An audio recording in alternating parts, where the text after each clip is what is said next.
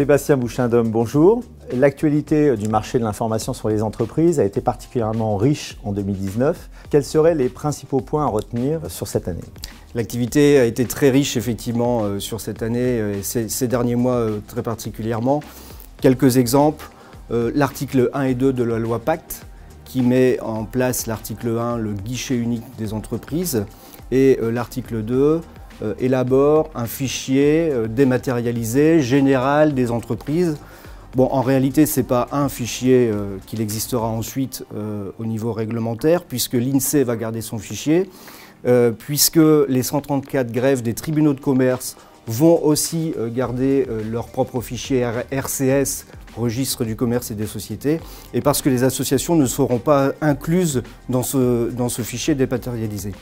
Quoi qu'il en soit, notre souci et notre priorité est que l'organisme qui va gérer ce fichier dématérialisé soit un organisme responsabilisé par l'État avec une gouvernance neutre et impartiale, parce qu'il est important qu'il n'y ait pas de discrimination pour l'accès des données financières des entreprises. Deuxième exemple, les modalités de publication et de dépôt des comptes des entreprises. Tout ça a été revu ces derniers mois par le gouvernement. Finalement, avec une volonté de mettre en place une simplification, on est plutôt sur un système qui s'est complexifié avec 3 typologies d'entreprises, des micro-entreprises, des petites entreprises et des moyennes entreprises. Et en fonction de ces seuils d'entreprise, nous avons des dépôts différents des comptes. Les comptes, ce sont le compte de résultat, le bilan et les annexes. Certains seront simplifiés, d'autres sont détaillés. Et aussi la publication sera tout à fait différente. Et troisième point, nous avons toujours un souci en France de délai de paiement. Et nous nous sommes positionnés au niveau de notre fédération, la FIGEC, sur le name and fame pour valoriser les bonnes pratiques que réalisent les entreprises en matière de process pour le traitement des impayés.